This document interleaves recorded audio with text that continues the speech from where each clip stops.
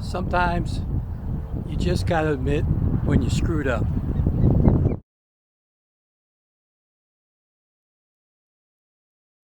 Hey, welcome to another video.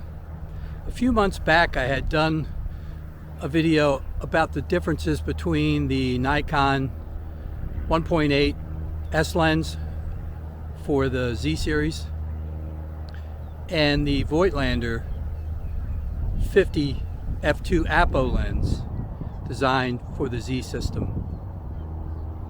And looking back on it, I don't know if I really did that justice. So I thought I would do it again. Now, I will admit I am not a lens junkie who can sit here and tell you the difference between, well, if it has this many blades and this type of blades, you're going to get this look, and your bokeh is going to look like this if it's this kind of blades. And you know, there's other people who can do that. That's not me. I can just take a look at images and see what I like about them, see what I don't like about them. I will tell you up front that both those lenses are really good lenses. So, you know, it comes down to, I don't want to say nitpicking, but the subtle differences between the two lenses. And that's what I want to explore in this video and give it another shot and see if we can do it again. The first thing I want you to do is take a look at the color cast and see the coolness. This is the Voigtlander shot at f2. And now look at the Nikon. Has a little bit warmer tone, maybe a little bit more brown. And that's pretty consistent throughout all the images. Here we are, the Voigtlander on the left at f2. And I think you see a little bit more detail. I was focused on the number 4, obviously.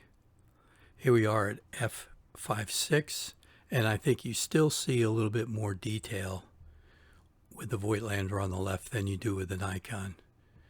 Here we are at f8, and you can see the color cast with the bluish warm tone for the Voigtlander versus maybe the little bit warmer tone.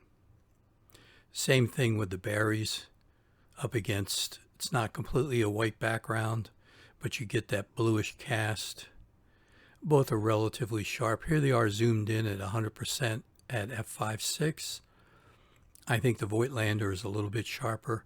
Keep in mind these are handheld and the Voigtlander is a manual focus lens. I was having a hard time getting the light on the tree because the sun kept going behind all the clouds, and I shot it at everything from f2 to f16. This was the one that I think matched up the best. Look in the background and look at those trees and see how they open up more with the Voigtlander than they do with the Nikon. Both are still sharp, both are nice. You get a little bit different color cast. Same thing with the sign. Look at the center with the Voigtlander on the left. It's a little bit brighter, even at 5.6. And then you can decide what you like in your bokeh and what you don't like. Same thing, here's the full picture. The Voigtlander's a little bit brighter and they were shot almost next to each other. So I tried to open up the shadows with the Nikon, and I still think the Voigtlander turned out to be a little bit better. Now, as far as the technical side of things, the Voigtlander, as most of you probably know, is a manual focus only lens, and the Nikon's an autofocus.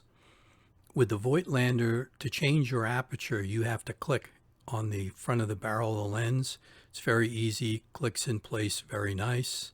Where the Nikon, you change your aperture inside your or on your camera settings. The Voigtlander has beautiful construction. It's very easy to focus it.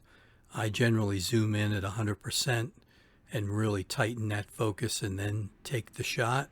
It's probably the best lens that I own. I'm not saying it's my favorite or the one that I use the most, but as far as the construction of a lens, the images that you get from that lens, it's an outstanding lens. It's probably the best one I have. If you're asking about chromatic aberration, because it's an APO lens, there's little to none. As far as sun stars, they both have nice sun stars. Depends on what you really prefer, but up at f16, both of them will do it. The filter size on the Voigtlander is 52 millimeter, and the Nikon is 62 millimeter. Overall, they're both just really nice lenses. The Voigtlander, I think, is the better lens, in my opinion. You get better images. It has a little bit different character than the Nikon does. So if you can handle manual focus, which with a little bit of practice everybody can, and now that I've used that lens a lot more again, I've gotten a lot better at focusing it. So it just takes a little bit of practice. So don't be scared of a manual focus lens. The Cosina Voigtlander lenses they're just gorgeous lenses. What is that 50 millimeter lens for? I've used it with portraits. Maybe you want to back off on the clarity just a hair if you're shooting in particular, say, older people. Unless you really want to bring out the wrinkles in their skin, then trust me, you'll really get it with that Voigtlander lens. If you're doing product photography, architectural photography, that's a great lens for that. Voigtlander lens just handles the colors across the frame a little bit better. It has a brighter look to it than the Nikon does. Again, it's a cooler lens, and the Nikon's a little bit warmer lens. Overall, I at first, when I did the first video, I didn't think there was that much of a difference, but I think that there is a difference between the two lenses, and if you can manually focus, I do prefer the Voigtlander in most instances.